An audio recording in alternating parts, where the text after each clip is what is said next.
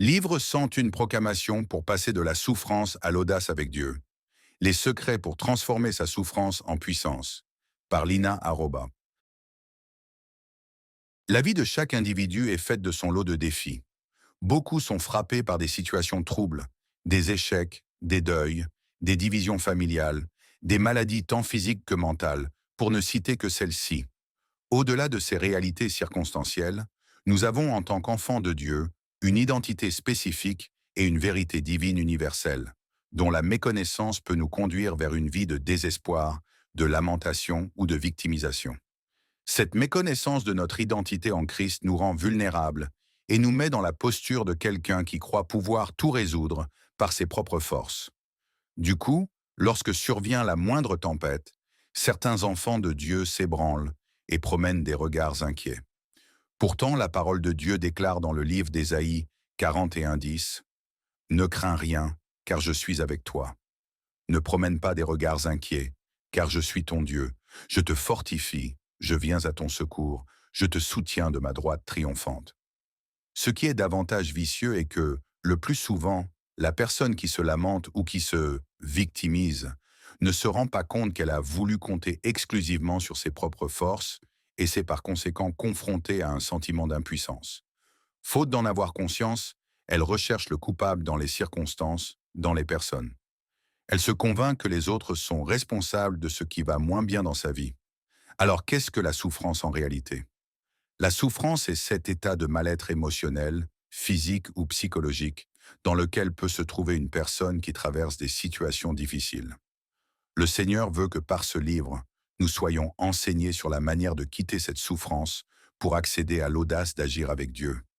En tant qu'intervenante psychosociale et coach en éveil de conscience, j'ai le privilège de côtoyer la souffrance humaine, que ce soit sur le plan physique, émotionnel ou psychologique. D'un autre côté, ma vie personnelle n'a pas toujours été semblable à un fleuve tranquille. Entre abandon, rejet, humiliation et stigmatisation, j'ai navigué à contre-courant, tout en mettant ma confiance dans le Seigneur pour me relever. Étant la fille d'une maman souffrant de maladie mentale, ma famille et moi étions traités avec dédain. J'ai expérimenté la victimisation au point de vivre le mutisme et l'amertume. Mais j'ai eu la grâce de découvrir ce fameux partenariat divin dans lequel chacun de nous est bénéficiaire, si nous acceptons de porter définitivement un filtre de non-victimisation. Je suis tellement reconnaissante à Dieu pour cette grâce imméritée que chacun peut obtenir par la repentance et la foi. La plupart des personnes que j'accompagne arrivent au bureau en criant au désarroi. Elles se voient dans une impasse. Les déclencheurs à la base sont assez diversifiés. On peut citer les échecs, les deuils, les peines amoureuses, les difficultés au niveau du rôle parental, la perte du statut social, la pauvreté, les maladies physiques et mentales, les blessures de l'âme, la violence, etc. Au-delà de l'accompagnement psychosocial et psychologique, ce livre est un guide qui vise à faire découvrir la puissance de la proclamation de la parole de Dieu dans la vie de son enfant. En effet, il existe plusieurs types de prières. La prière d'adoration, la prière d'intercession, la prière d'action de grâce, la prière de combat, la prière d'accord, la prière de proclamation, etc. Nous nous attarderons exclusivement sur la prière de la proclamation.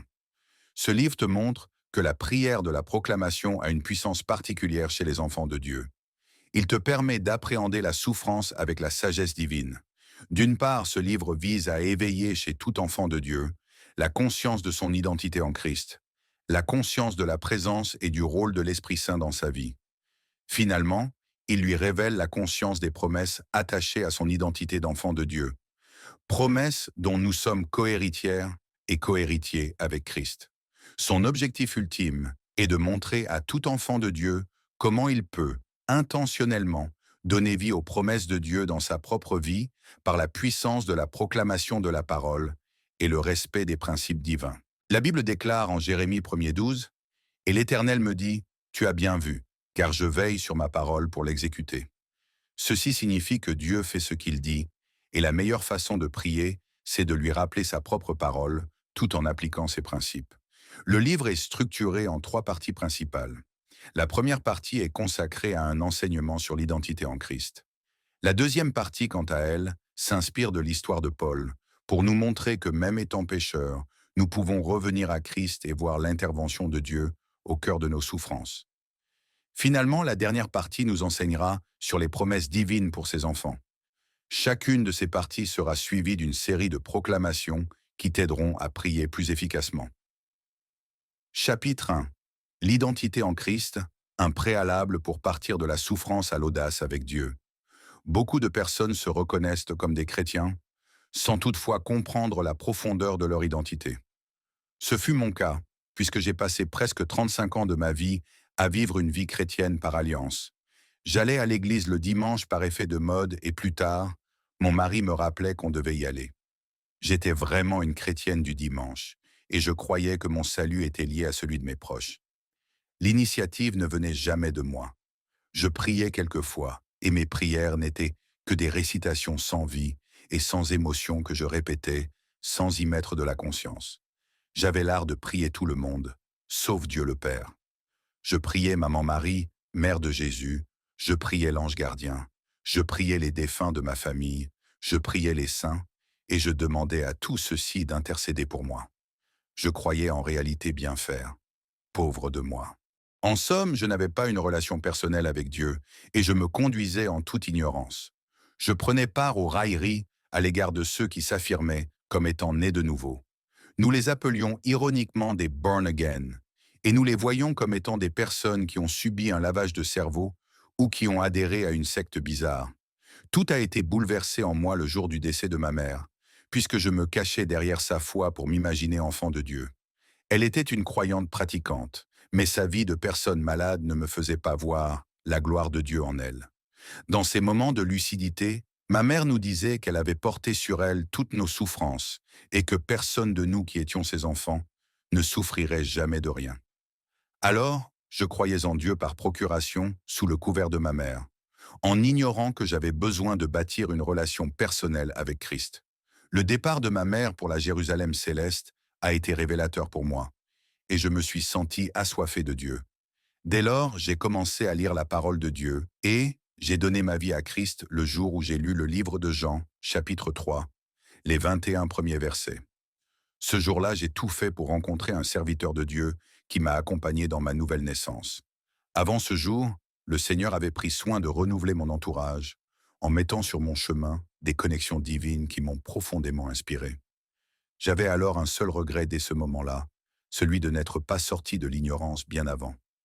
La découverte de mon identité en Christ a fait toute la différence dans ma vie. La recherche de la vérité dans la parole de Dieu m'a enseigné et m'a transformé. J'ai découvert que la Bible est le plus grand livre de développement personnel qui transcende le temps.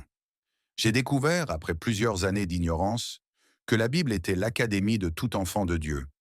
Alors, la philosophie de non-victimisation et de partenariat divin que je promeus dans l'Académie Ta Seconde Chance s'est avérée profondément biblique et je rends grâce à Dieu pour cela. C'est là que j'ai compris que Dieu a tout mis en nous, que nous soyons chrétiens ou pas, et que notre relation avec lui ne précède pas ce qu'il a accompli pour nous. Lorsque nous acceptons de donner notre vie à Christ, nous acceptons de ce fait d'accéder à ce qu'il avait déjà accompli pour nous, bien avant notre naissance. Malheureusement, beaucoup de personnes sont encore ignorantes de leur identité en Christ, de l'autorité et des privilèges qui en découlent. Elles ignorent par conséquent qu'elles peuvent exprimer cette autorité et commander aux circonstances lorsqu'elles traversent un certain nombre de situations difficiles ou d'attaques dans leur vie. Dans cette première partie de ce livre, je t'invite à découvrir ton identité en Christ et tous les privilèges non négociables qui y sont attachés. Cette identité est la vérité de base que devrait connaître tout enfant de Dieu. La conscience de cette identité et des privilèges qui s'y attachent représente à elle seule la clé de la libération pour le peuple de Dieu. Et nous en faisons tous partie. Il nous a aimés en premier, selon qu'il est écrit dans Romains 11, 35 à 36. Qui lui a donné le premier pour qu'il ait à recevoir en retour? En réalité, l'Éternel n'est le débiteur de personne et c'est important de comprendre que c'est de lui, par lui et pour lui que sont toutes choses, dont il nous comble par grâce, tout simplement parce que nous sommes ses enfants. La parole de Dieu dit que tu es la prunelle des yeux de l'Éternel. La même parole nous dit que Dieu nous a fait à son image et à sa ressemblance. Par ailleurs, elle dit que l'œil est la lumière du corps. Matthieu 6, 22. Si l'œil est la lumière du corps, et que nous sommes faits à l'image et à la ressemblance de Dieu, il devient plus facile de comprendre qu'être la prunelle de ses yeux, c'est être ce qu'il a de plus précieux. Alors savais-tu qu'en tant qu'enfant de Dieu, tu es unique en ton genre, en dépit des circonstances? Une fois que tu comprends que tu es la prunelle des yeux de l'Éternel et qu'il a pour toi des plans de paix et de bonheur, tu dois arrêter de regarder aux circonstances et oser lui faire confiance. Le premier pas à marquer pour bénéficier des privilèges accordés aux enfants de Dieu à travers le sacrifice expiatoire du Seigneur Jésus-Christ est de confesser qu'il est mort sur la croix pour nous et est devenu de ce fait notre Seigneur et notre Sauveur. Par son sacrifice, il nous a rachetés et nous a justifiés. Il a payé au prix de son sang, afin que malgré nos péchés et la dureté de nos cœurs, nous soyons appelés fils de Dieu, ainsi que des cohéritiers du Christ Jésus dans le royaume de l'Éternel. La Bible nous enseigne que, suite au retour de Jésus dans sa gloire, il nous a envoyé un guide, un consolateur, un paraclet, l'Esprit Saint, l'Esprit du Dieu vivant, qui nous enseigne toutes choses. Nous devons prendre conscience que cette promesse n'était pas que pour les disciples de cette époque-là. Elle transcende le temps et elle nous concerne aussi. Il ne revient qu'à chacun de nous de confesser que Jésus est mort sur la croix pour nous et qu'il est notre Seigneur et Sauveur personnel. Il serait important de l'accueillir dans notre vie et de lui donner la préséance afin qu'il combatte pour nous. Cet acte doit être absolument suivi d'un repentir sincère et de l'effort à une vie de sanctification avec l'aide de l'Esprit Saint. Cependant, comment nous garder éveillés dans cette démarche vers une vie de sanctification sans tomber dans le piège de l'ennemi qui fait tant d'efforts pour nous détourner du plan de Dieu? Cette question est capitale et nous croyons, pour l'avoir vécue, que la meilleure façon de garder allumée la flamme de notre identité en Christ, c'est de proclamer sur la base de la parole de Dieu ce qu'il dit de nous. D'où l'importance de chercher Dieu dans sa parole par la lecture de la Bible, tel qu'il est dit dans le livre de Proverbes 4, verset 20. « Mon fils, sois attentif à mes paroles, prête l'oreille à mes discours.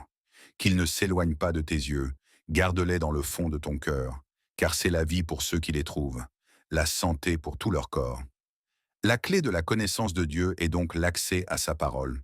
Une fois que nous la connaissons, nous la proclamons comme prière, afin que nos supplications correspondent exactement aux promesses qu'il a préparées pour ses enfants. Je souhaite que tu sois capable de te lever avant l'aurore et de proclamer ceci. Je proclame et je déclare que je suis la prunelle des yeux de l'Éternel, un sacerdoce royal, une nation sainte. Dans le nom puissant de Jésus, je suis béni.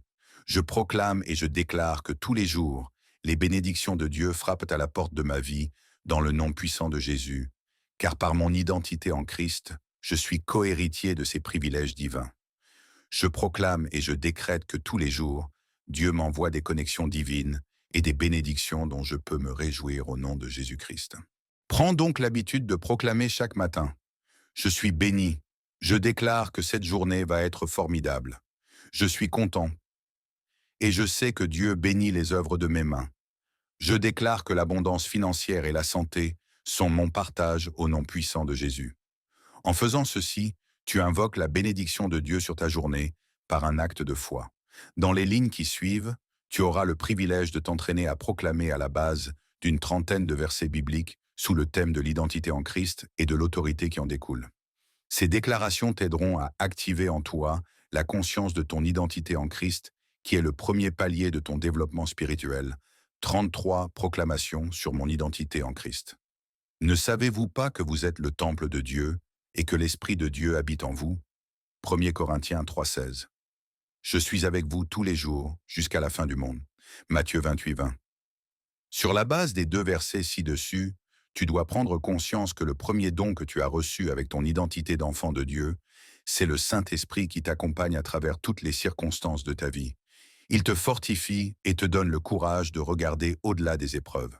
C'est la raison pour laquelle je te recommande de faire les proclamations suivantes pour demeurer conscient de la puissance de Dieu en toi. 1.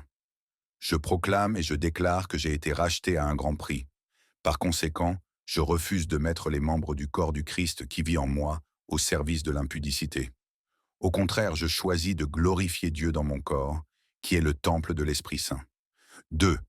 Je proclame et je déclare que mon corps et mon esprit appartiennent à Dieu. De ce fait, je refuse de faire livrer mes membres au péché et mes pensées aux lamentations. Je m'offre tout entier, à Dieu comme instrument de justice, et je combats avec Christ dans le nom puissant de Jésus. Troisième, je proclame et je déclare que je suis une nouvelle créature en Christ. Alors, je suis désormais le temple de Dieu et son esprit habite en moi. Quatrième, je proclame et je déclare qu'en fonction de mon identité en Christ, Dieu est en moi et il marche avec moi en tout temps et en toutes circonstances. Je ne suis jamais tout seul et je suis en permanence sous l'ombre de son aile, au nom puissant de Jésus. 5. Je proclame et je déclare que je suis la prunelle des yeux de l'Éternel, qu'il m'entoure de sa protection divine et que sa main est sur moi. Je te remercie, Père, dans le nom de Jésus, pour ta précieuse présence en moi, pour ton amour, ton soutien, ta fidélité, ton sacrifice, parce que je peux compter sur toi. 6. Je proclame et je déclare que le Saint-Esprit habite en moi. Je suis rempli d'amour, de bonté, de douceur, de fidélité, de patience, de paix, de joie, de tempérance et de maîtrise de soi au nom puissant de Jésus. 7. Au nom de Jésus, je proclame et je déclare qu'avec le Saint-Esprit en moi, je suis de plus en plus courageux, sage, patient, aimant, fort et persévérant dans ma marche avec Dieu. 8. Au nom puissant de Jésus, je proclame et je déclare qu'étant le temple de Dieu, je ne cède plus à la peur, à l'inquiétude, au tourment, parce que la paix du Saint-Esprit habite en moi et me guide en tout temps. 9. Je déclare que je vis une vie de sanctification et le Saint-Esprit prend plaisir en moi et s'implique dans ma vie, au nom puissant de Jésus-Christ. 10. La parole de Dieu déclare dans 1 Jean 4e verset, « Vous, petits enfants, vous êtes de Dieu, et vous les avez vaincus, parce que celui qui est en vous est plus grand que celui qui est dans le monde. » M'appuyant sur ce verset, je proclame et je déclare que je suis un enfant de Dieu, et que celui qui est en moi est plus fort que tout ce qui est contre moi. Je déclare, dans le nom puissant de Jésus, que j'ai un grand Dieu et un petit problème. 11. Dans Romains 8.1, il est écrit qu'il n'y a aucune condamnation pour ceux qui sont en Jésus-Christ. Sur la base de cette parole, je proclame et je déclare que je ne suis condamné ni par la pauvreté, ni par la maladie, ni par les échecs et les turbulences de toutes sortes. Je décrète que la faveur divine est mon partage et que je prospère à tous égards dans le précieux nom de Jésus-Christ. 12. Selon ce qui est écrit dans Deutéronome 28.13, je proclame et je déclare que je suis la tête et non la queue. 13. Je proclame que je serai toujours en haut et jamais en bas, car j'obéis au commandement de l'Éternel mon Dieu, et je le loue dans la tempête comme je le louerai dans l'allégresse au nom de Jésus. 14. Je proclame et je déclare qu'en Jésus, je suis la lumière du monde, et que mes épreuves me préparent à mon élévation. Car selon Matthieu 5,14, une ville située sur une montagne ne peut être cachée. Je déclare que le feu du Saint-Esprit m'épure comme l'or et me prépare pour la gloire divine, dans le nom puissant de Jésus-Christ. 15. Je proclame et je déclare que Dieu m'aime et qu'il a donné son Fils unique en sacrifice pour moi, afin que je ne périsse point. 16. Aussi vrai qu'il est écrit dans Proverbes 3,32 que Dieu est un ami pour les hommes, je renonce à toute attitude de victimisation, je m'approche de lui avec assurance, et je sais qu'il s'approchera de moi dans le nom puissant de Jésus-Christ. 17. Je proclame et je déclare que je suis une nation sainte, un sacerdoce royal, car Dieu m'a élu, avant la fondation du monde pour que je sois saint, et irrépréhensible devant lui selon Éphésiens 1,4. Je décrète qu'en Jésus-Christ, je ne suis pas n'importe qui. Je suis un élu de l'Éternel. 18. Je proclame et je déclare qu'étant l'élu de Dieu, le Père de notre Seigneur Jésus-Christ devient mon Père, me bénit de toutes sortes de bénédictions spirituelles et percées surnaturelles au nom de Jésus. Éphésiens 1,3-19. Selon Galates 5,1, c'est pour la liberté que Christ nous a affranchis. Alors, je proclame et je déclare que je reste ferme dans la foi et je lui fais confiance en toutes choses. 20. Je proclame et je déclare que je suis affranchi du joug de la pauvreté dans le nom puissant de Jésus et que la percée divine est mon partage. 21. Je proclame et je déclare que je suis affranchi du joug de la maladie par la puissance des 7 effusions du sang de Jésus sur la croix. Je décrète que ni le cancer, ni le diabète, ni l'hypertension, ni les infirmités de toutes sortes n'ont aucune emprise sur moi, car par ces meurtrissures, je suis guéri. 22. Je proclame et je déclare que je suis affranchi de l'esprit de non-achèvement, de l'échec en chaîne, et que j'accomplis à tous égards par la force de l'Esprit Saint qui m'accompagne. 23.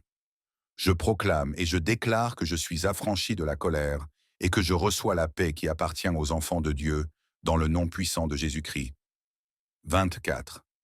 Je proclame et je déclare que je suis libéré du joug de la désobéissance et que le plan de Dieu est mon plan, sa passion est ma passion dans le nom de Jésus-Christ.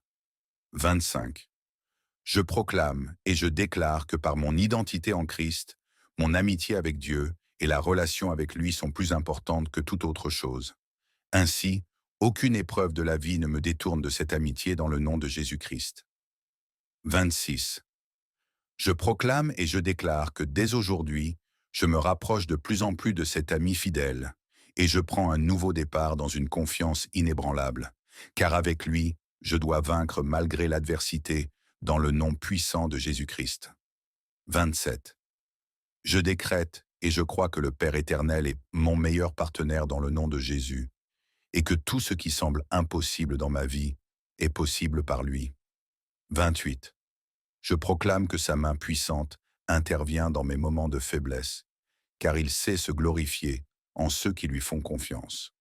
29. Je proclame et je déclare que dans un calme inébranlable, je crois et je garde patience, car ce que Dieu a dit sur ma vie s'accomplira certainement dans le nom puissant de Jésus. 30. Je déclare que je suis en Christ et que je suis une nouvelle créature. 31. Je proclame que les choses anciennes sont passées et que toutes choses sont devenues nouvelles par la puissance du feu de l'Esprit, selon ce qui est écrit dans 2 Corinthiens 5,17. 32. Je proclame qu'en tant qu'enfant de Dieu, je marche par la foi et non par la vue, tel qu'il est écrit dans 2 Corinthiens 5,7. J'ai l'assurance que mon identité de fils ou fille du royaume de Dieu me dispose à recevoir des grâces innombrables. 33. Je proclame de ce fait et dès maintenant que mes résolutions ne sont plus des résolutions selon la chair et ses convoitises, car 2 Corinthiens 4,8 dit ceci. Nous sommes pressés de toute manière, mais non réduits à l'extrémité dans la détresse, mais non dans le désespoir, persécutés, mais non perdus, portant toujours avec nous la mort de Jésus, afin que la vie de Jésus soit aussi manifestée dans notre corps. Ces 33 proclamations nous situent réellement au cœur de nos souffrances humaines, tout en mettant en exergue ce qui semble réel à nos yeux, versus ce qui est notre vérité. Nous sommes peut-être dans la détresse en ce moment, mais la vérité est que nous ne sommes pas réduits au désespoir. Nous sommes peut-être persécutés en ce moment, mais la vérité est que nous ne sommes pas perdus. Car le Christ Jésus dit « Si le monde vous persécute, sachez qu'il m'a persécuté en premier. » Jean 15, 18. Nous pouvons voir que Jésus a tout vaincu, y compris la mort. Étant en lui, nos épreuves sont des déserts à traverser et non un état définitif. Alors je t'invite à accepter de traverser ton désert en toute confiance, car tu n'es pas seul. Tu es un enfant de Dieu et il est avec toi jusqu'à la fin des temps. Quelle attitude adopter pour incarner concrètement cette identité d'enfant de Dieu quand on a été éloigné de lui et qu'on s'est conduit comme un misérable? Comment faire pour ne pas tomber dans la culpabilité qui nous éloigne de Dieu, autant que la victimisation ou les lamentations? Comment se servir des proclamations pour y arriver? Chapitre 2. Quelle attitude pour quitter concrètement de la souffrance à l'audace avec Dieu? Cette partie du livre s'adresse à toute personne qui se reconnaît comme pécheur et qui croit ne plus mériter la miséricorde de Dieu. L'exemple le plus inspirant de la Bible est celui de Saül devenu apôtre Paul. Saül avait persécuté l'Église, mais Dieu l'a appelé dans son imperfection. Acte 9, 1, 30. L'apôtre Paul est l'image de tout pécheur revenu à Christ qui assure finalement une mission d'évangélisation, enseignant la parole qu'il a autrefois rejetée. Il a subi l'emprisonnement pour Christ, a été humilié et oublié par un système judiciaire corrompu. Chacun peut en déduire qu'humainement, il aurait été rempli d'amertume, de colère, d'angoisse, de désespoir et de découragement. Il se serait lamenté tout le temps. Pourtant, C'est au cœur de ces épreuves que l'Esprit Saint l'a inspiré, et il s'est adressé aux Philippiens en disant « Réjouissez-vous toujours dans le Seigneur, je le répète, réjouissez-vous. » Philippiens 4,4. Oh, quelle attitude! C'est dans les épreuves, les douleurs, les traitements injustes, les menaces et les questionnements sans réponse que Paul nous met au défi de la foi inébranlable dans une joie et une paix qui ne dépendent pas des circonstances. Ce chapitre s'adresse également aux personnes qui, pour avoir perdu complètement confiance en Dieu dans leur souffrance, finissent par se victimiser et se dire que tout est perdu. Je souhaite te dire que c'est dans notre imperfection que le Seigneur nous offre l'opportunité de recevoir sa miséricorde divine. Je vais m'attarder sur un cas que je rencontre plus souvent. Dans le cadre de mes accompagnements, je rencontre généralement des femmes brisées qui ont vécu le rejet, l'humiliation, l'abandon, les injustices, les échecs répétés et toutes sortes d'oppressions.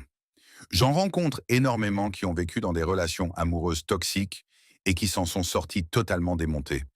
J'en rencontre également qui y sont encore et qui désirent ardemment sauver leur mariage.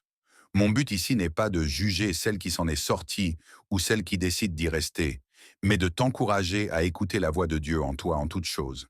Dans ce livre, je partage avec toi une stratégie pour venir à bout de cette situation avec le Seigneur, selon le plan qu'il a dans ta vie. Ma stratégie vise à amener la femme qui traverse cette situation à comprendre qu'elle doit s'inscrire dans un partenariat avec Dieu, que ce soit pour quitter ce mariage ou bien pour y rester. Ce livre a pour but de lui montrer que ce ne sont pas les lamentations ou la victimisation qui lui redonneront du pouvoir sur la situation, car les yeux larmoyants ne peuvent voir aucune option. Ce livre vise à lui montrer comment le partenariat divin peut être activé par la puissance des proclamations et l'aider plus que toute autre stratégie dans le processus de reprise du pouvoir sur sa vie. Mon but est de parler de toutes sortes de souffrances qui nous maintiennent dans les pleurs et le découragement. Toutefois, je me sers du cas des femmes blessées pour illustrer mes propos. Je le fais aussi parce que je suis porteuse d'une grâce particulière de mariage paisible, et le Seigneur attend de nous que nous bénissions les autres de l'onction qu'il a mise sur nous. En effet, je suis avec mon conjoint depuis 30 ans, et nous sommes en paix par la grâce de Dieu. Voilà pourquoi je choisis de m'attarder sur le cas des femmes qui cherchent le mariage en vain, ou bien celles qui souffrent énormément dans leur mariage. Ces femmes qui se sentent prisonnières, seules, isolées, coupées du monde et pensant probablement dans leur humanité, que leur vie n'est que souffrance, abus et solitude. Je voudrais leur dire qu'alors que tout espoir semble humainement perdu, elles sont porteuses d'un potentiel divin, d'un message qui se prépare dans la douleur, tel l'or qui passe par le feu avant d'arriver à la vitrine.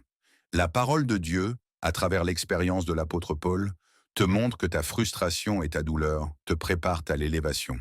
Si tu oses sortir de la victimisation pour reprendre du pouvoir sur ta vie avec Dieu. Elle te montre que ta paix intérieure, la vraie, ne dépend d'aucune circonstance, d'aucune possession, d'aucun mari. Le contraire n'étant que vanité. Le potentiel spirituel de la mission cachée derrière ta souffrance continuera de donner du réconfort à d'autres femmes, si tu oses élever ta douleur à la hauteur d'une noble cause. Ainsi, ton expérience de la guérison sauvera des vies de femmes et des foyers. J'ai eu à accompagner beaucoup de femmes qui, aujourd'hui, impactent la vie de leurs semblables à travers leur histoire. Avec le regard divin, leur douleur est devenue le carburant de leur mission de vie. Ceci est une exhortation afin d'encourager chacun d'entre nous, qui traversons des périodes de désillusion, de douleur, de déception, de doute et d'échecs de toutes sortes. La parole de Dieu nous appelle à accepter de traverser notre désert en célébrant Dieu, car si nous ne le célébrons pas dans le désert, ce n'est pas sur notre montagne de gloire que nous le célébrerons. Dieu nous invite à regarder au-delà de tout ce qui semble humainement impossible, car il est avec nous, et c'est dans nos moments de faiblesse qu'il déploie sa toute-puissance, lui qui est le Dieu qui rend l'impossible possible. Ce que tu vis semble insensé et insupportable à tes yeux, mais Dieu dit que tu dois continuer à lui faire confiance, à persévérer, à le servir par-dessus tout, dans un calme inébranlable. Tu dois continuer à croire qu'il est un Dieu capable d'intervenir au-delà de tout ce que nous pourrions penser ou imaginer, capable de vaincre quelle que soit l'adversité. Dieu agit en nous avec puissance. Et quand nous lui demandons quelque chose, il peut faire beaucoup plus. Oui, sa puissance dépasse tout ce qu'on peut imaginer. Éphésiens 3:20. Cette confiance inébranlable à laquelle nous sommes appelés en tant que fils et filles de Dieu est l'une des réalités spirituelles que nous ne devons jamais perdre de vue dans notre marche avec Dieu, quelles que soient les circonstances. N'oublions pas que selon ce qui est dit dans Apocalypse 22:13, Dieu est alpha et oméga, c'est-à-dire le début et la fin de toutes choses. Ceci signifie que le dénouement de toutes les situations dans notre vie est sous le contrôle d'un Dieu qui nous aime et dont le pouvoir est sans limite. Il permet tout, y compris les événements de notre vie, dans le seul but de manifester sa gloire. Lorsque nous nous lamentons continuellement, nous retardons la manifestation de la gloire de Dieu dans nos vies. Il a déjà tout prévu pour nous dans son immense bonté, mais pour que ces bénédictions se manifestent concrètement, il a besoin de nous. Il a besoin de notre confiance et de notre sérénité, car c'est la seule façon de traverser les épreuves sans s'obstiner à compter exclusivement sur nos propres forces. Je voudrais ainsi rappeler à chaque femme en particulier et à chaque enfant de Dieu en général que, lorsque tu te trouves face à un mur infranchissable ou face au vent contraire, que les limitations humaines ne soient pas une excuse pour toi. Dans le calme, continue à poser la petite action qu'il reste possible à faire, tout en faisant confiance en notre Dieu, notre source, pour ce que tu ne peux pas contrôler. C'est cette attitude que j'ai personnellement adoptée face à l'annonce du diagnostic de diverses tumeurs que les médecins ont trouvées en moi.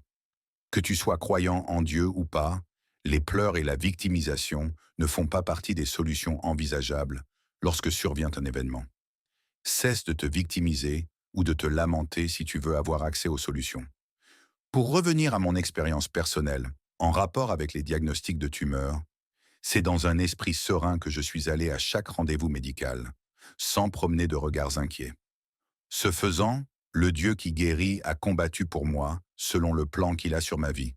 Il m'a accordé la guérison surnaturelle et a rendu mes médecins perplexes, confus. C'est ce que notre Dieu est capable de faire. Gloire à Dieu! Le partenariat avec Dieu est donc ce qui soutient le filtre de non-victimisation que j'enseigne dans mes accompagnements. Cette image plus spirituelle du filtre de non-victimisation te montre exactement tout ce qui est hors de ta zone de contrôle face à laquelle tu dois rester serein, car ta source, ton Dieu, saura s'en occuper en son temps selon ce qui est dit dans Ecclésiaste 3:11. Conceptualisation. Imager du filtre de non, victimisation ou de non-lamentation.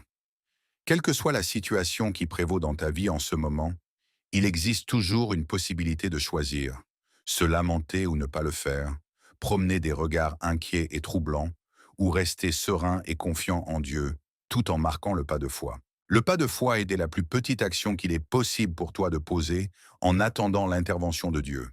Si tu ne vois rien de concret que tu peux faire dans ta situation, pose un acte prophétique comme point d'ancrage pour montrer à Dieu ta gratitude infinie.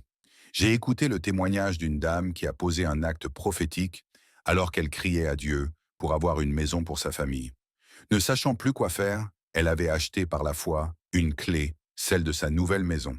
Elle remerciait ainsi Dieu pour l'obtention d'une maison qu'elle ne voyait pas encore. C'est un exemple d'acte prophétique qui est mieux que la victimisation et les lamentations. C'est un signe d'espérance. L'acte prophétique empêche aux souffrances de voler ton espérance dans le Seigneur. Lorsque tu le fais, Dieu voit ton cœur. La gratitude infinie est alors cette capacité à remercier Dieu pour ce que tu ne vois pas encore, comme si tu l'avais déjà eu tout en le proclamant. Le tableau de visualisation en est un bel exemple, car il est une preuve que la personne fonctionne par la foi et non par la vue telle que le veut notre Dieu. Le tableau de visualisation est une représentation imagée de ce qu'on désire obtenir par la foi selon les promesses de Dieu pour nous. Chacun devrait en avoir un. Pour faire suite à cette exhortation, voici une série de 35 proclamations qui t'aideront à adopter la bonne attitude face aux épreuves, afin de laisser la gloire de Dieu se manifester dans ta vie. Jésus nous pose une question dans Jean 11:40. Ne t'ai-je pas dit que si tu crois, tu verras la gloire de Dieu se manifester dans ta vie? Il ne parle pas de cette foi passive, mais d'une foi qui se traduit par des œuvres. Alors, développons cette foi ferme à travers ces proclamations. Proclamations pour favoriser une foi ferme dans les épreuves. Ces proclamations sont élaborées sur la base des versets bibliques. Leur âme était languissante. Dans leur détresse, ils crièrent à l'Éternel, et il les délivra de leurs angoisses. Il les conduisit par le droit chemin, pour qu'ils arrivent dans une ville habitable. Qu'il loue l'Éternel pour sa bonté et pour ses merveilles en faveur des fils de l'homme. Car il satisfait l'âme altérée, il a comblé de biens l'âme affamée. Psaume 107, 6 à 9. Dieu créa l'homme à son image. Il le créa à l'image de Dieu. Il créa l'homme et la femme.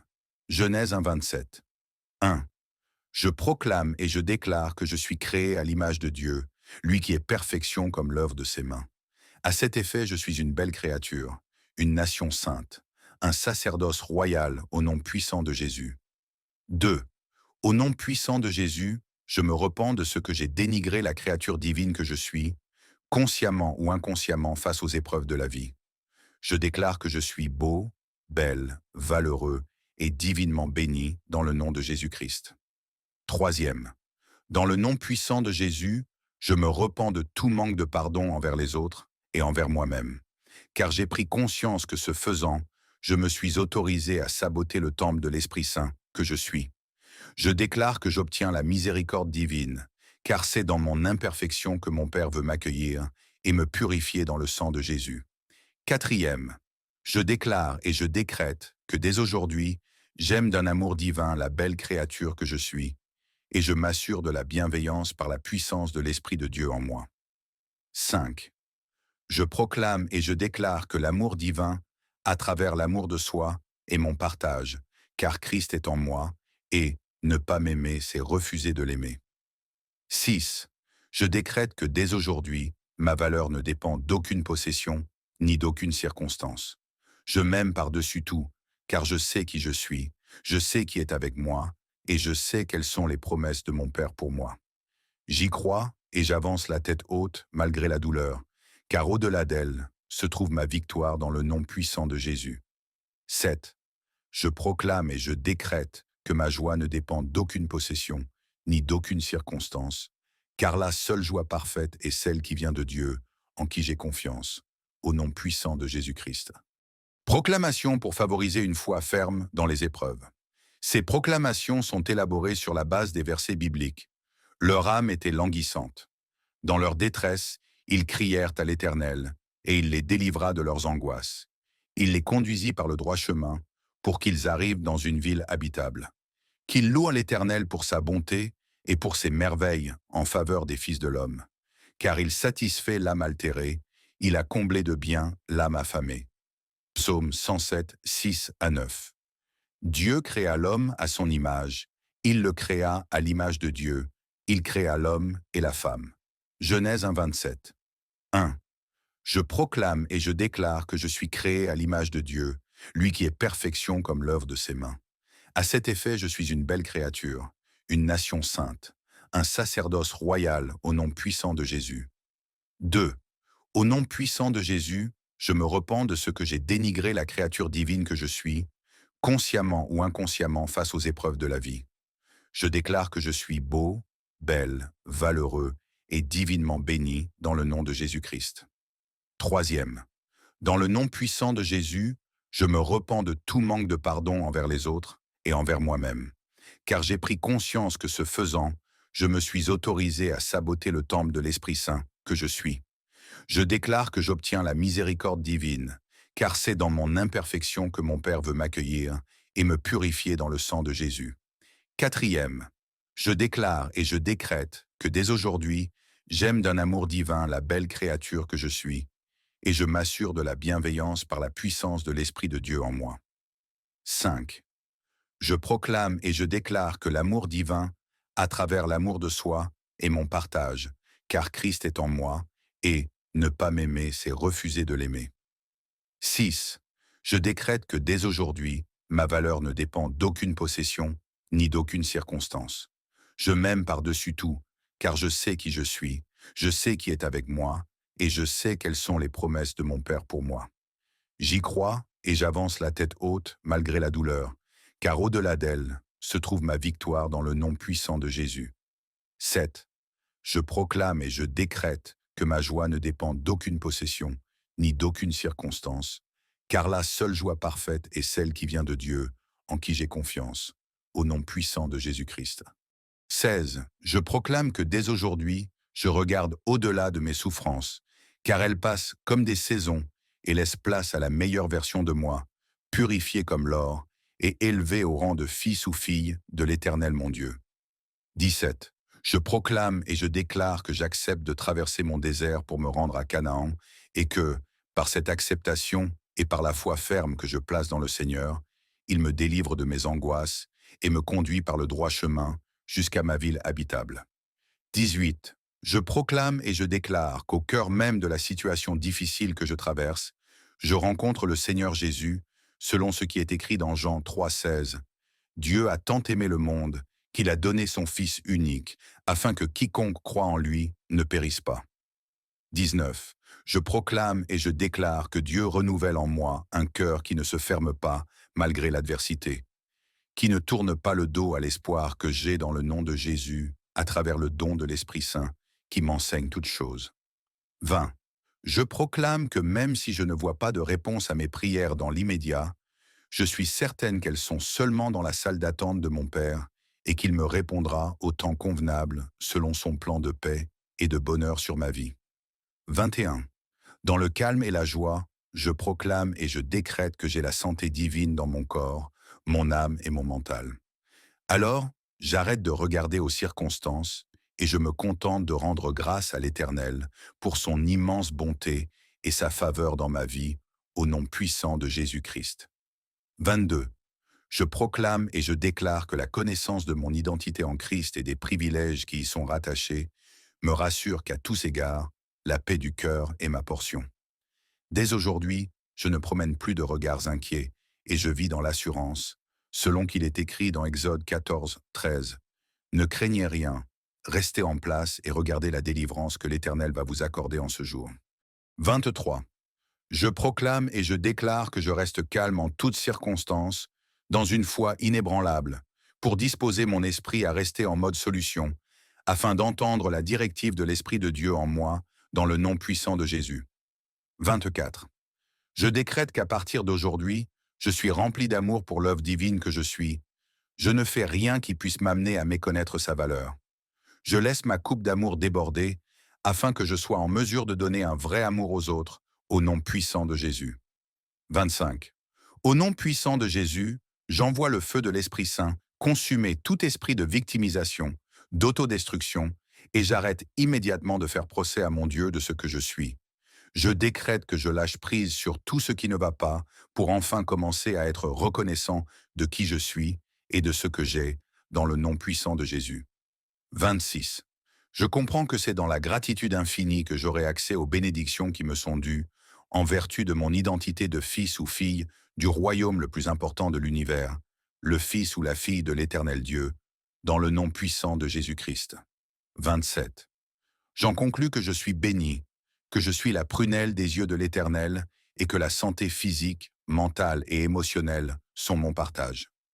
De ce fait, je suis divinement transformé et j'accède à la prospérité à tous égards, dans le cadre de ma mission de vie qui devient claire et dans l'observance des règles du royaume de mon Père. 28. Je proclame que, dans cet élan de prise de conscience sur mon identité d'enfant de Dieu, je m'inscris dans le divin partenariat avec mon Dieu, ma source, et je dis stop à toute victimisation, à toute lamentation, en vertu de ce que mon Père a pour moi des plans de bonheur et non de malheur. Je proclame que je suis capable de voir ma mission, celle qui m'apaise et me donne de l'assurance, car je n'ai plus les larmes aux yeux. 29. Je déclare et je prophétise que les 7 effusions du précieux sang de Jésus crient fort sur mon cas, car je suis unique et la faveur divine est sur ma vie. 30. Je proclame que j'avance malgré la douleur dans un esprit d'action de grâce en toutes circonstances, et je vins malgré l'adversité. Avec mon Dieu, je pars de la souffrance à l'audace, et je réalise des exploits dans le nom puissant de Jésus-Christ. 31. Dans une vision claire et sans ombrage, je proclame que l'Esprit Saint prend le devant, m'enseigne toutes choses et m'utilise pour témoigner de la gloire de Dieu sur ma montagne d'influence, dans le nom puissant de Jésus. 32. Je décrète et je m'engage à rester dans un calme inébranlable, car le Tout-Puissant est avec moi. Mon âme est guérie et je suis dans la gratitude infinie, celle qui appelle à la vie les bénédictions auxquelles je suis prédestiné dans le précieux nom de Jésus. 33e. Je proclame finalement que cette guérison de mon âme apporte une santé divine à mes fils et filles, jusqu'à la 1000e génération, dans le nom puissant de Jésus-Christ. 34. Je proclame et je déclare que ma joie est une résolution du cœur et non une émotion.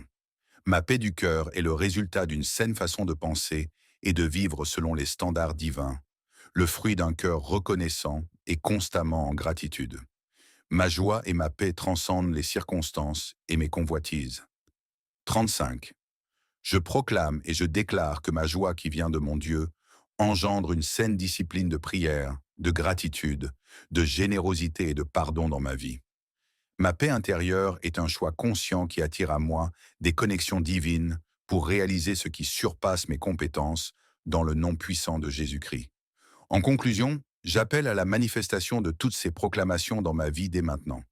Elles prennent vie dans ma vie et se transmuent en leur équivalent visible pour qu'enfin, je rayonne de la gloire de l'Éternel sur la montagne d'influence où il m'a placé, dans le nom puissant de Jésus. Chapitre 3. Comment utiliser l'audace avec Dieu pour réclamer les promesses divines par la puissance des proclamations? La parole de Dieu dit dans Ésaïe 30,15 « C'est dans le retour à moi et le repos en moi que sera votre salut. » Quand Ésaïe parle du salut, il parle de cette attitude qui nous aide à sortir de nos problèmes. Dieu nous dit clairement que si nous lui faisons confiance et que nous restons calmes, il nous aide à résoudre nos problèmes. Jésus est resté calme dans la tempête et c'est son calme qui lui a donné l'autorité sur la tempête. Je t'invite à rester dans la sérénité par la foi, en tout temps malgré les circonstances. N'aie pas peur, reste serein et heureux, attends et agis avec sagesse. Laisse les émotions se calmer avant de décider. Ne prends pas tes décisions dans le feu de l'émotion, car elles seront probablement erronées. Par ton calme, donne à Dieu l'occasion d'intervenir et de te guider. Ton calme donne l'occasion à Dieu de combattre pour toi. Si tu attends un peu, la tempête se calmera et Dieu aura l'occasion de te dire quoi faire.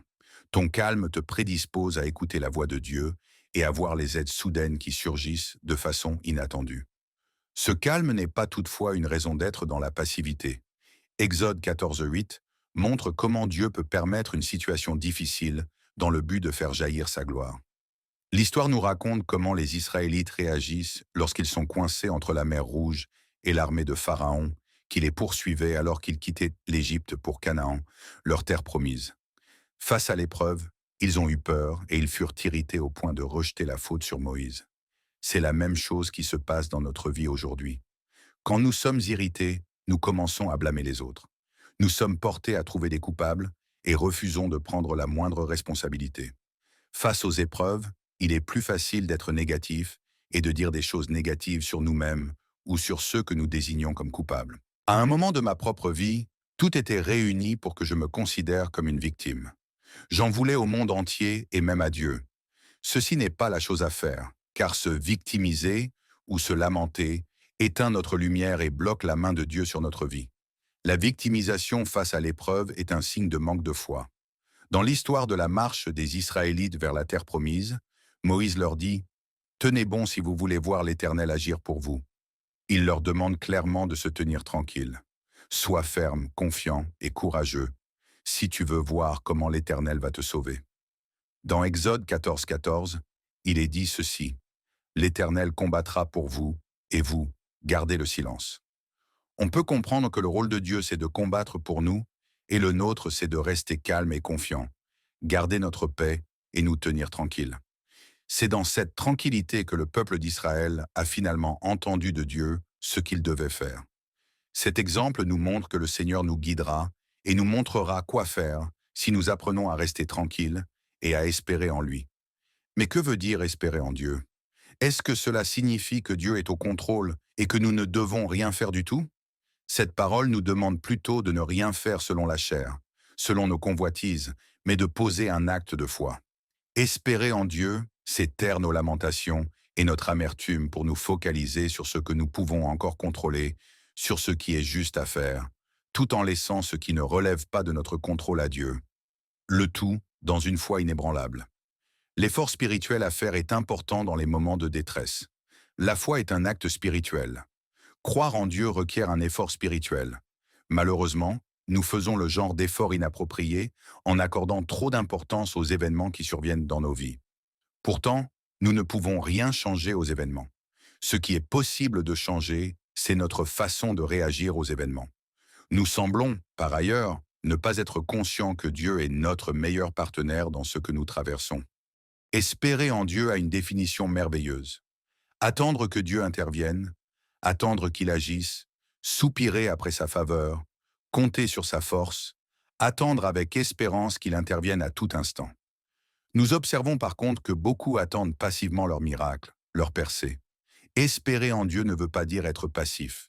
Chacun a un travail spirituel à faire. C'est le pas de foi qui n'a rien à voir avec la victimisation ou les lamentations. J'étais heureuse et en même temps ébahie d'entendre le pasteur souligner qu'il y a des milliers de promesses de Dieu dans la Bible. Des milliers de promesses. Juste pour toi et moi. Quelle générosité! Mais en sommes-nous conscients? Sommes-nous enthousiastes pour ce que Dieu a promis dans notre vie? Si tu as confiance en Dieu, il promet d'intervenir dans ta vie. Il se peut que ce qu'il va faire ne soit pas juste à ton avis et selon ton moment choisi. Mais la parole de Dieu promet que si on l'aime vraiment et qu'on veut sa volonté, toutes choses concourent à notre bien selon son dessein. Quoi qu'il se passe dans ta vie, si tu restes plein d'espoir, Dieu fera quelque chose de spécial pour toi. Quand on attend quelqu'un qui vient chez nous, on prépare la maison, le repas et autres. Mais comment est-ce que nous attendons l'intervention de Dieu dans notre vie? Nous doutons, nous crions que nous en avons marre. Je voudrais que tu comprennes que cette façon de faire n'est pas biblique, car espérer en Dieu se fait dans la sérénité et produit un bon fruit dans notre vie. Je l'ai expérimenté lors de mes différents diagnostics de tumeurs et j'ai vu la main du Seigneur opérer dans ma vie. Je te suggère qu'au cœur des épreuves, tu attendes dans l'expectative et avec espérance, tout en te focalisant sur la petite chose qu'il te reste à faire. Sois encouragé chaque matin quand tu te lèves. Reste calme et serein. Il est écrit dans Jean 16:33. Je vous ai dit ces choses afin que vous ayez la paix en moi. Tu vas avoir des tribulations, mais prends courage, car j'ai vaincu le monde, dit Jésus. Pendant qu'on espère en Dieu, il faut continuer à faire ce qui est juste, le pas de foi. Quand j'ai un problème personnel, cela ne me donne pas le droit de lâcher et d'arrêter de poursuivre l'appel de Dieu dans ma vie. Se victimiser ou se lamenter est un signe d'abandon. Je ne dois pas arrêter ma mission de vie, ni mes offrandes parce que je traverse une douleur. Dieu attend et désire faire grâce à ceux et celles qui aspirent et veulent lui rendre grâce. Ce qui l'intéresse, c'est de voir si tu crois en lui et si tu lui fais totalement confiance. En vérité, il intervient dans la vie de celui qui croit et espère en lui. Il intervient là où la chair est complètement crucifiée pour lui donner la préséance. Quand on fait face à l'adversité, on n'essaie pas tout avant de prier alors qu'on est déçu. Le véritable enfant de Dieu prie d'abord et espère tout en faisant ce qui est juste. Mais cette attitude ne vient pas automatiquement. C'est une habitude à travailler tous les jours. C'est un entraînement infini, c'est une marche continue, une course d'endurance. S'attendre à l'intervention de Dieu ne correspond pas à prier dans un bain de larmes comme un désespéré et un opprimé. C'est attendre avec enthousiasme malgré la douleur, car nous savons quelles sont les promesses de Dieu pour nous. Es-tu impressionné d'entendre qu'il y en a des milliers? Alors, il est bon de garder notre passion et notre enthousiasme au sujet de notre Père dans un esprit d'obéissance et de service. Comment ferons-nous face à nos problèmes quotidiens sans Jésus? À ce sujet, je te suggère de lire le psaume 25 sur l'espérance en Dieu. Voici une prière que tu peux faire dans des situations difficiles. Père éternel, pendant que j'attends en espérant, montre-moi le chemin. Père, si tu me montres ce qu'il faut faire, je le ferai, car je sais que tu me soutiens de ta droite triomphante. Mais si tu ne me montres pas, j'attendrai dans l'expectative, car tu es le maître du temps et des circonstances. Je suis convaincu que mon Dieu peut faire en un instant ce que je n'ai pas pu faire en 20 ans. Lire 2 Pierre 3:8 où il est écrit « Mais il est une chose, bien-aimée, que vous ne devez pas ignorer, c'est que, devant le Seigneur, un jour est comme 1000 ans, et 1000 ans sont comme un jour. » On n'attend pas avec espérance tout en faisant des déclarations négatives. La bonne attitude consiste à proclamer des paroles positives, basées sur des versets bibliques, lorsque tu parles de ce à quoi tu aspires. Observons David qui ne parle pas de ses problèmes, mais de sa foi en l'aide de Dieu. Nous pouvons observer cela dans le psaume 3:2. Que ta miséricorde et ta bienveillance soient sur nous, Seigneur, dans la mesure de notre attente en toi. Au lieu de faire comme David, nous mettons très souvent notre espérance dans les personnes et dans les systèmes de ce monde. Non, c'est une erreur. Nous devons mettre notre espérance en Dieu, car s'il ne peut le faire, personne d'autre ne pourra le faire. Tout ce qui est fait en dehors de lui procure une joie éphémère, qui dépend des personnes et des circonstances. Toutefois, cette espérance est assujettie à une condition telle qu'écrit dans le psaume 37-34, « Espère en l'Éternel, garde sa voie, et il t'élèvera pour que tu possèdes le pays, tu verras les méchants retranchés. » Ceci signifie que pendant qu'on espère en Dieu, il faut qu'on garde son commandement. Quand j'ai des problèmes personnels, cela ne m'enlève pas le devoir d'aimer mon prochain comme moi-même, de respecter les principes divins et autres. Je ne dois pas commencer à traiter les gens, ou moi-même n'importe comment, parce que j'ai des difficultés.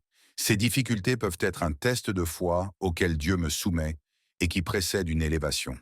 Dans Deutéronome 8, nous voyons comment Dieu a guidé son peuple pendant 40 ans au désert, sur un chemin long et difficile, afin de tester leur foi. En somme, si nous ne pouvons pas louer le Seigneur au cœur de nos souffrances ou alors dans notre désert, nous ne le ferons pas une fois arrivés sur notre montagne de célébration. Les bénéfices de cette espérance sont énormes. Dans Ésaïe 40-31, nous pouvons lire « Mais ceux qui se confient en l'Éternel renouvellent leur force, ils prennent le vol comme les aigles. » Quelque chose va se passer pendant que tu espères. Dieu renouvelle tes forces. Ceux qui espèrent en l'Éternel renouvellent leurs forces. Ils volent comme des aigles. Ils courent et ne se fatiguent pas, car l'Éternel est avec eux. Pendant que tu espéreras en Dieu, tu te fortifieras dans ta foi pour faire quoi que ce soit que Dieu te demandera de faire au moment où il le précisera. Il serait sage de passer notre journée à dire ce qui suit au Seigneur. J'ai confiance en toi, je ne sais pas ce qui se passera demain, mais j'ai l'assurance que tu es avec moi dans la traversée de mon désert. Je ne vais pas être amère et craintive, car j'espère en toi. Je vais rester calme, serein et inébranlable. Si tu espères en Dieu, il peut aussi te demander de faire quelque chose qui ne correspond pas tout à fait à tes attentes humaines. C'est pourquoi tu dois rester fortifié dans la foi. Nous l'avons vu dans l'expérience de l'apôtre Paul, qui a été soumis à des traitements dégradants, privé de sa liberté et de sa sécurité, mais qui a gardé la joie et son espérance dans le Seigneur alors qu'il écrivait la lettre aux Philippiens. La vie de Paul nous montre que l'attente de la faveur de Dieu doit être accompagnée de l'obéissance pour avoir un sens. En effet, nous attendons la volonté de Dieu et non la nôtre qui est fondée sur nos convoitises. Imagine-toi que Dieu te demande de confronter une personne que tu ne veux pas. Continueras-tu à lui faire confiance? Imagine que Dieu te demande de rester avec ce mari difficile, car le salut de ce dernier passera par toi. Seras-tu en mesure de lui faire confiance? Ces questions nous amènent à réfléchir sur notre capacité à accepter la volonté de Dieu. Parfois, Dieu veut qu'on confronte les gens dans certaines situations et qu'on confronte le mal dans notre vie. Et si Dieu voulait t'amener à faire face à cette chose à laquelle tu veux échapper? Et s'il te demandait d'abandonner une chose à laquelle tu tiens? Tu réalises avec moi que tu as besoin de force pour obéir, et cette force se trouve dans la foi. Supposons que tu tiens à une relation amoureuse qui t'entraîne de plus en plus dans le mal et dans le péché. Tu es attaché à cette relation émotionnellement. Ton âme est attachée à cette personne. Et si Dieu te demande d'abandonner cette relation, bien que ton cœur soit disposé à cela, il est clair que tu as besoin de sa grâce pour obéir, puisqu'étant déjà profondément enraciné dans la relation. Et cette grâce s'obtient dans la foi.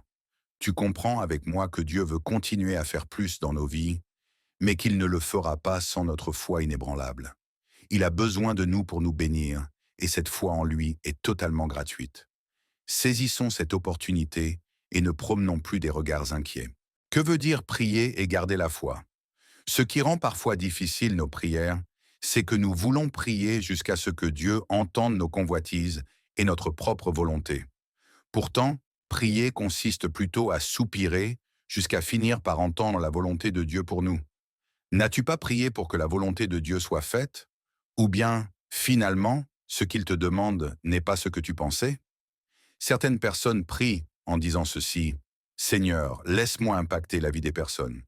Nous lui demandons en fait de se servir de nous pour aider une personne, mais en même temps, nous nous attendons à n'aider qu'une personne agréable à nos yeux. Nous demandons que sa volonté soit faite, mais en même temps, nous voulons voir se réaliser la nôtre. Voici encore quelques illustrations. Premièrement, si Dieu te demandait de quitter un pays que tu ne veux pas quitter, ou de rester à un endroit qui ne t'intéresse pas, et si ton patron te rendait frustré alors que Dieu t'a placé comme la seule lumière dans cette entreprise, pour sa gloire, si jamais tu voulais quitter cet endroit, mais Dieu te demande d'y rester, la plupart des chrétiens prient en demandant au Seigneur de les utiliser pour sa gloire, mais en même temps, ils ne sont pas prêts à accepter que la volonté de Dieu soit différente de la leur. Deuxièmement, si tu lui demandais la paix et qu'il t'envoie faire la paix toi-même là où l'orgueil te tient captif, le Seigneur peut te dire par exemple de prendre l'initiative de parler à cette personne qui t'a fait du mal. S'il disait qu'il veut que tu ailles toi, même t'humilier au prix de la paix, serais-tu prête à lui obéir? J'ai déjà découvert qu'il vaut mieux s'humilier en demandant des excuses pour gagner la paix que de rester dans le désarroi et l'amertume. Nous attendons souvent que Dieu intervienne sans être prêt à faire ce qu'il va nous demander de faire. En effet, c'est comme si nous prenons la place de Dieu et nous faisons de lui notre serviteur, afin qu'il fasse exactement ce que nous lui demandons.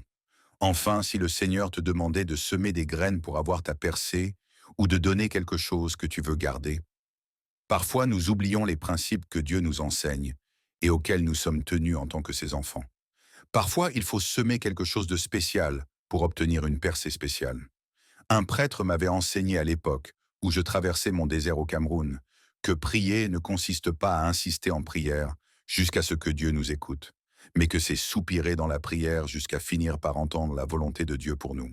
Voici définitivement l'attitude à adopter au cœur des épreuves. Le Seigneur attend de toi une attitude de confiance totale. La confiance en Dieu est un sujet de débat pour beaucoup de gens à travers le monde. Certaines personnes croient que Dieu est tout-puissant et peut tout contrôler, tandis que d'autres peuvent douter de son existence en période d'épreuve. Cependant, la confiance en Dieu peut offrir un grand réconfort et un sentiment de paix, même dans les moments les plus difficiles. Lorsque nous traversons des épreuves, il est naturel de se sentir effrayé et incertain. Nous pouvons nous demander pourquoi ces choses nous arrivent et comment nous allons surmonter ces défis.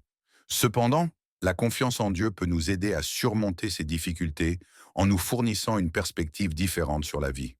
En premier lieu, la confiance en Dieu signifie que nous croyons en sa souveraineté et en sa sagesse. Nous croyons que Dieu sait ce qui est le mieux pour nous, même si nous ne comprenons pas toujours pourquoi certaines choses se produisent. Cette confiance peut nous aider à trouver la paix dans les moments difficiles, car nous savons que Dieu est au contrôle de tout et qu'il a un plan pour nous. Deuxièmement, la confiance en Dieu peut nous donner la force de surmonter les épreuves. Lorsqu'on est confronté à des défis, il peut être facile de se sentir découragé et de perdre espoir. Cependant, en ayant une confiance profonde en Dieu, nous pouvons trouver la force et le courage d'avancer, même dans les moments les plus difficiles. Nous savons que Dieu est là pour nous soutenir et nous aider à traverser les tempêtes. Enfin, la confiance en Dieu peut nous aider à développer une attitude positive face aux épreuves. Au lieu de voir les épreuves comme des obstacles insurmontables, nous pouvons les voir comme des opportunités de croissance et de développement personnel et spirituel. Nous pouvons utiliser ces défis pour grandir et devenir plus forts, tout en développant notre confiance en Dieu. Il est important de noter que la confiance en Dieu ne signifie pas que nous ne rencontrerons jamais de difficultés ou d'épreuves. Au contraire, la vie peut être difficile à tout moment. Cependant, en ayant une confiance profonde en Dieu, nous pouvons surmonter ces difficultés et les voir comme des opportunités de grandir et de devenir plus forts. En effet, la Bible nous dit que toutes choses concourent au bien de ceux qui aiment Dieu, de ceux qui sont appelés selon son dessein. Romains 8, 28. Cela signifie que même les épreuves les plus difficiles peuvent être utilisées par Dieu pour notre bénéfice à long terme. Il peut nous aider à développer notre caractère, à renforcer notre foi et à nous rapprocher de lui.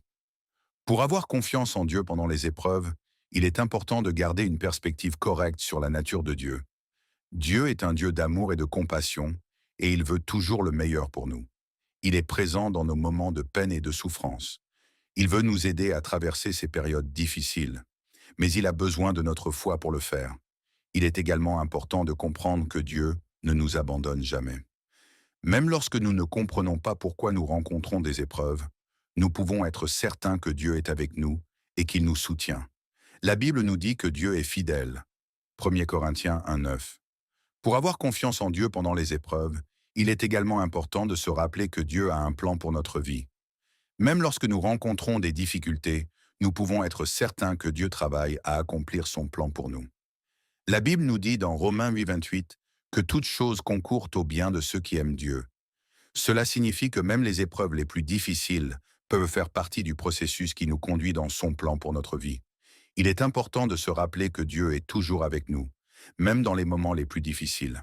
En effet, c'est souvent pendant les épreuves que nous pouvons ressentir sa présence de la manière la plus profonde et la plus significative.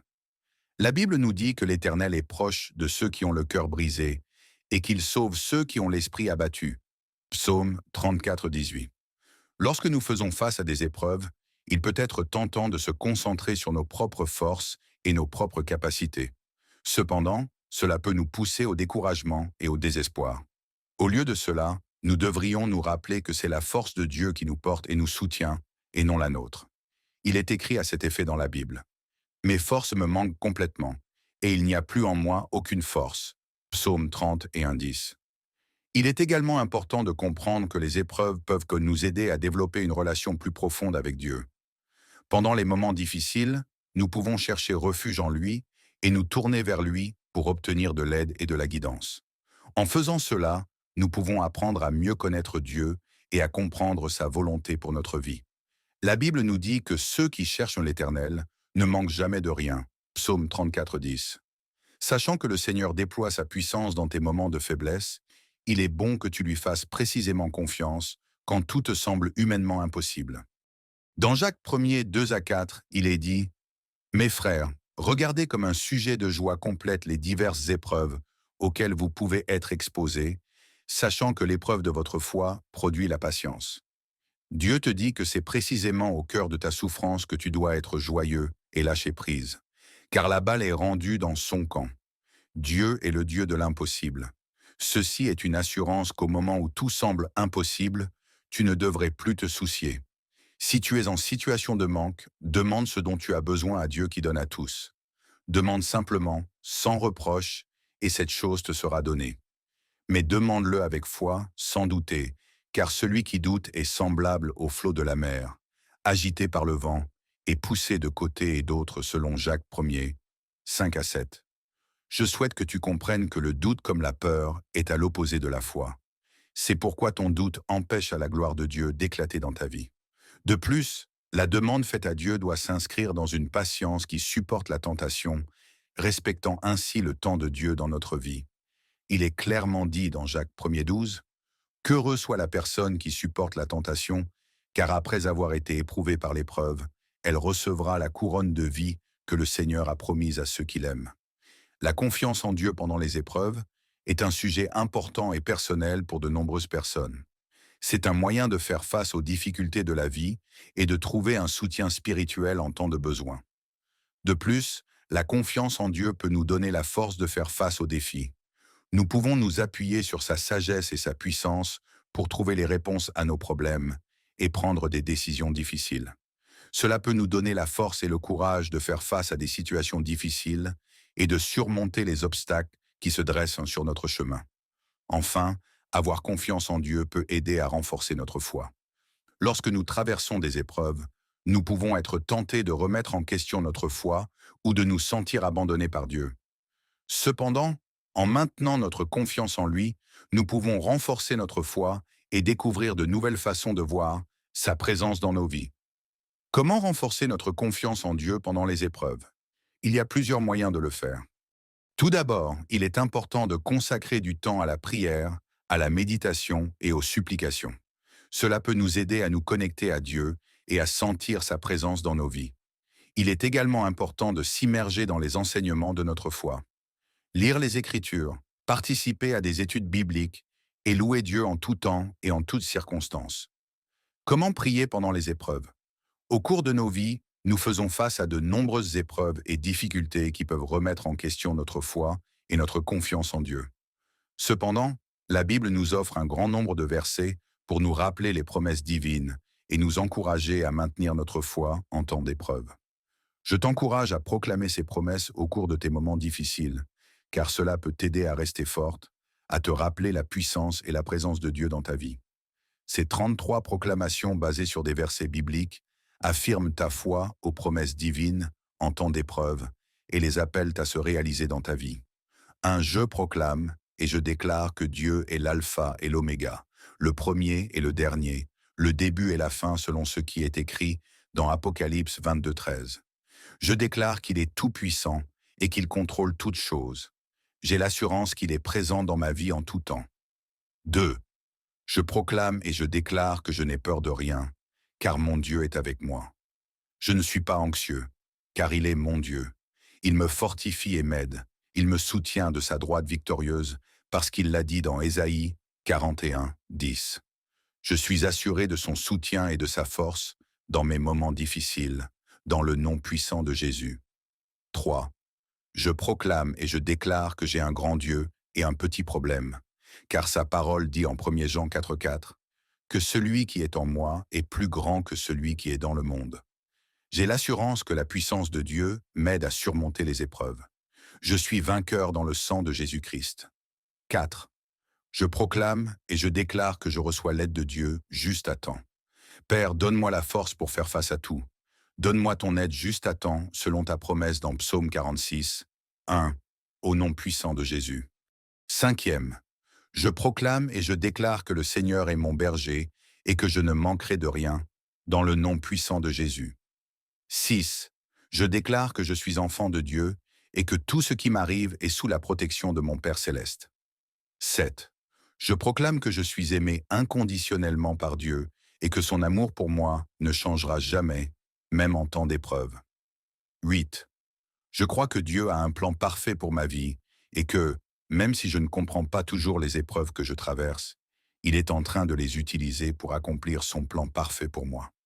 Je proclame que Dieu est toujours avec moi et qu'il me soutient en temps d'épreuve. 9. Je crois que Dieu est tout-puissant et qu'il peut accomplir tout ce qu'il dit dans sa parole. Je proclame que Dieu est fidèle et qu'il tiendra toujours ses promesses envers moi, même en temps d'épreuve. 10. Je crois que Dieu est une tour forte pour moi et que je peux me réfugier en lui en temps d'épreuve. Je proclame que Dieu est mon refuge et mon bouclier et qu'il me protège de tout mal pendant les difficultés. 11. Je crois que Dieu est ma force et qu'il me donne la force de surmonter toutes les épreuves. 12. Je proclame que Dieu est mon libérateur, Exode 6:6, et qu'il me délivre de toutes les difficultés en temps d'épreuve. 13. Je crois que Dieu est ma guérison et qu'il me guérit de toutes les blessures. Je proclame que Dieu est mon réconfort et qu'il me console en temps d'épreuve. 14. Je crois que Dieu est mon abondance et qu'il me comble de toutes les bonnes choses en tout temps. Je proclame que Dieu est mon sauveur et qu'il me sauve de toutes les difficultés en temps d'épreuve. 15. Je proclame et je déclare que Dieu me donne la force de surmonter toutes les épreuves. Selon Romains 8:38-39, je suis persuadé que ni la mort, ni la vie, ni les anges, ni les dominations, ni les choses présentes, ni les choses à venir, ni les puissances, ni la hauteur, ni la profondeur, ni aucune autre créature ne pourra me séparer de l'amour de Dieu manifesté en Jésus-Christ mon Seigneur. 16. Je proclame que Dieu est avec moi tous les jours jusqu'à la fin du monde. Je suis assuré que Dieu est avec moi à chaque moment de ma vie dans le nom puissant de Jésus. 17. Je proclame et je déclare que Dieu guérit toutes mes maladies et restaure mon âme, parce que sa parole dit qu'il est mon berger et que je ne manquerai de rien. Je déclare que j'ai confiance en Dieu et que je reçois la guérison divine dans le nom puissant de Jésus. 18. Je proclame et je déclare que le Seigneur est mon rocher, ma forteresse et mon libérateur. En lui je trouve un refuge et j'ai confiance en sa protection en tout temps, au nom de Jésus-Christ. 19. Père, guéris-moi et je serai guéri. Sauve-moi et je serai sauvé, car tu es ma louange. Je déclare que ma foi en la guérison divine est ferme et inébranlable. Je crois que Dieu est le guérisseur de mon corps et de mon âme, et que je suis restauré par sa grâce. Je déclare que je suis libéré de toute maladie et de toute infirmité, car je suis couvert par le sang précieux de Jésus. 20. La paix de Dieu, qui surpasse tout entendement, gardera vos cœurs et vos pensées en Jésus-Christ. Je proclame et je déclare que je suis rempli de la paix de Dieu en tout temps et que je ne suis pas effrayé par les tempêtes de la vie. Je crois que la paix de Dieu est mon refuge et mon réconfort, et que je suis en sécurité sous sa protection. Je déclare que je suis rempli de la joie de l'Esprit Saint, et que je suis en paix dans le nom puissant de Jésus. 21. Ainsi parle l'Éternel. Je suis pour toi un bouclier, je suis ta récompense. Genèse 15, 1. Je proclame et je déclare que je suis protégé par la main puissante de Dieu. Je crois que rien ni personne ne peut me faire du mal, car je suis couvert par le sang de Jésus. Je déclare que je suis en sécurité sous les ailes du Tout-Puissant, et que je ne crains pas les ténèbres de la nuit, ni les flèches enflammées du jour. 22. Je proclame et je déclare que Dieu pourvoit à tous mes besoins, selon sa richesse en gloire en Christ Jésus. Car il est dit dans Philippiens 4, 6, 7. Ne vous inquiétez de rien, mais en toute chose, faites connaître vos besoins à Dieu par des prières et des supplications, avec des actions de grâce. Et la paix de Dieu, qui surpasse toute intelligence, gardera vos cœurs et vos pensées en Jésus-Christ. 23. Je suis avec toi, et je te garderai partout où tu iras. Genèse 28, 15. Je déclare que je suis un enfant béni de Dieu, et que je suis couvert par sa grâce. Je crois que Dieu me pourvoit en abondance de toutes les choses nécessaires à ma vie et que je ne manquerai jamais de rien. Je déclare que je suis richement béni par le Père Céleste et que je suis rempli de la joie de son amour dans le nom de Jésus-Christ. 24. Je proclame et je déclare que je suis aimé de manière inconditionnelle par Dieu, car il m'a tant aimé qu'il a donné son Fils unique, afin que je croie en lui et que je ne périsse point. 25. Je déclare que Dieu me donne la paix dans mon cœur. Sa paix dépasse tout entendement et me permet de rester calme et confiant dans les moments difficiles. Je suis en paix avec Dieu, avec moi-même et avec les autres. 26. Je déclare que Dieu a un plan merveilleux pour ma vie. Il a des plans de paix et non de malheur pour moi. Je peux avoir confiance en lui et dans son plan pour ma vie, même dans les moments difficiles. 27. Je déclare que je suis un vainqueur en Christ. Je suis plus que vainqueur à travers celui qui m'a aimé. Je peux affronter tout défi avec confiance, car je sais que Christ est en moi et qu'il me donne force et courage. 28. Je déclare que Dieu est ma force et mon refuge. Je me tourne vers lui pour trouver la force et le réconfort dans les moments difficiles. Il est mon bouclier et ma tour de défense. Je ne crains pas les défis de la vie, car Dieu est avec moi. 29. Je déclare que Dieu me protège et me garde en tout temps. Je suis en sécurité sous ses ailes protectrices. Il m'entoure de sa grâce et de sa miséricorde, et je peux être confiant dans sa protection. 30. Je déclare que Dieu est fidèle à sa parole. Je peux lui faire confiance pour tenir ses promesses envers moi. Il est toujours là pour moi, même dans les moments difficiles, et je peux compter sur sa fidélité pour me soutenir. 31. Je crois que Dieu est mon libérateur et qu'il me délivrera de toutes les chaînes dans le nom puissant de Jésus-Christ. 32. Je crois que Dieu travaille toutes choses pour mon bien, même si je ne comprends pas toujours comment il s'y prend. Romains 8, 28. 33. Je proclame et je déclare que Dieu est le propriétaire de toutes choses, qu'il est mon fournisseur et qu'il pourvoira à tous mes besoins. Philippiens 4, 19. Prière spéciale que l'Esprit Saint me permet de faire pour toi qui demande la bénédiction financière à Dieu. Seigneur, ta parole déclare que l'or et l'argent sont à toi. Alors je prie que tu actives la percée financière surnaturelle sur la vie de tes enfants, car tu nous as libérés de la malédiction de la pauvreté. Merci Père, le Dieu qui pourvoit. Je te rends grâce parce que de la même façon que tu écartes la maladie, tu écartes aussi la pauvreté. Cette pauvreté que l'apôtre Paul désigne comme étant une humiliation. Alors Père, je soupire, afin que tu libères ton peuple de cette humiliation. Tu ne veux pas que le monde voie que ton peuple est pauvre, puisque la disette ne reflète pas ta gloire. Merci Père, parce que c'est toi qui actives le ministère angélique dans la vie de ton peuple, surtout de ceux et celles qui ont semé et qui attendent une récolte. Je soupire, afin que tu aies pitié de tes enfants et leur accorde la grâce de recevoir une cohorte d'anges que tu mandates pour une mission financière dans leur vie. Je déclare que toutes celles qui cherchent ta face voient l'œuvre des anges des finances, mandatés par l'Éternel, agir dans leur vie. Je proclame et je déclare que la faveur divine traînée par tes anges se déverse sur ceux et celles qui te cherchent. Je proclame et je déclare que l'onction du succès en terre étrangère que tu as déversée sur ma vie soit le partage de ceux que tu as destinés à conquérir des nations. Je soupire au pied de ton trône de grâce, afin que leur cas soit unique et traité selon les critères divins. Que leur cas devienne une priorité au moment de s'établir dans un pays où coule le lait et le miel, et que les portes des pays s'ouvrent à eux.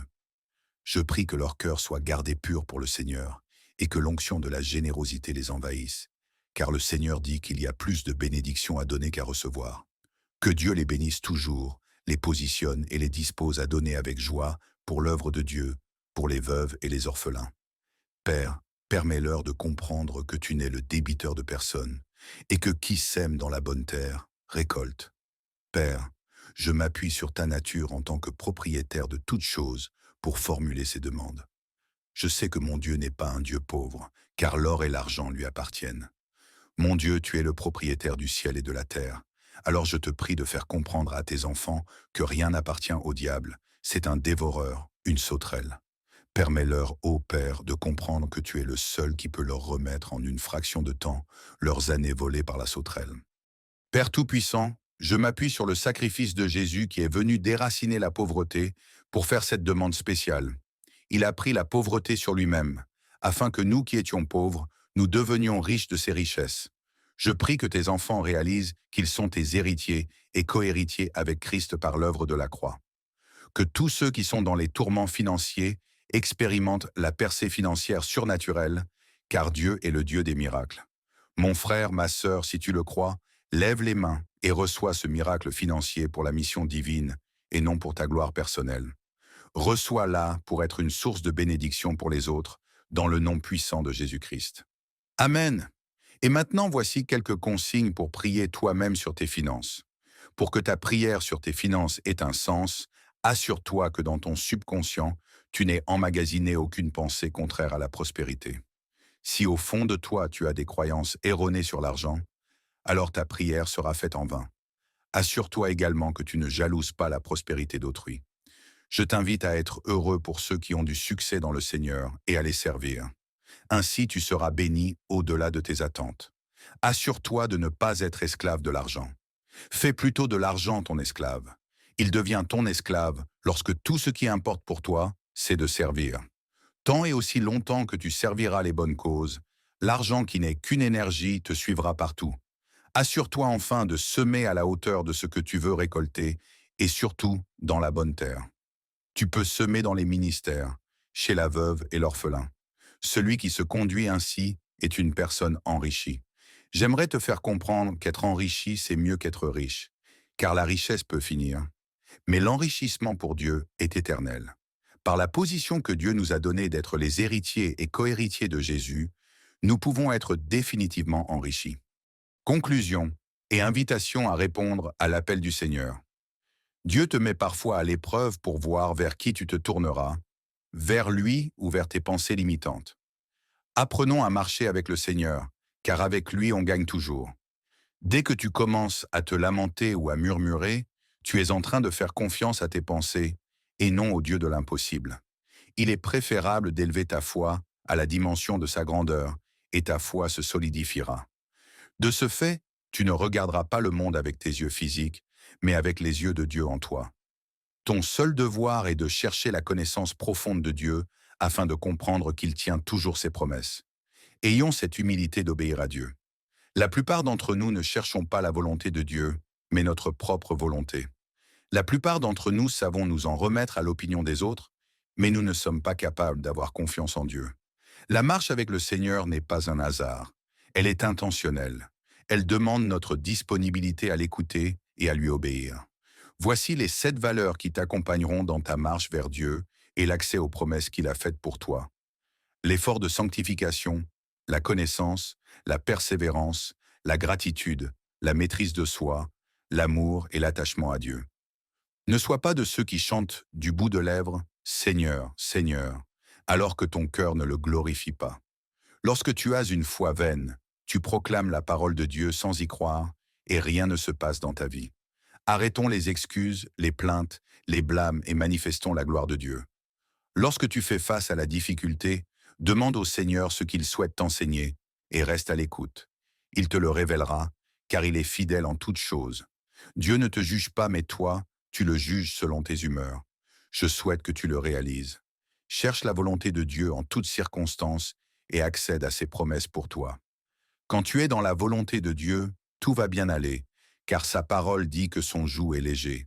Le pire se produit lorsqu'en plus de juger Dieu, tu te juges toi-même, tu pratiques de l'autosabotage, tu vis dans la culpabilité, la victimisation, etc. Tu n'es pas une victime, mais une élue de l'Éternel, un sacerdoce royal, une nation sainte selon 1 Pierre 2,9. L'Éternel des armées n'est pas à l'origine des maux dont tu souffres. Toutefois, dans sa souveraineté, il peut permettre l'ordinaire pour se glorifier dans l'extraordinaire divin. Il peut permettre la maladie pour se glorifier dans ta santé, comme ce fut le cas pour moi. Gloire à Dieu. Il peut permettre la stérilité pour se glorifier dans ta grossesse miraculeuse. Il peut permettre des échecs financiers pour se glorifier dans ta percée financière surnaturelle. Sois toujours en joie, persévérante et patiente, car il te fortifie par sa puissance glorieuse. Je te prie de comprendre que Dieu se glorifie dans tes moments de faiblesse. Tu dois te focaliser sur sa parole.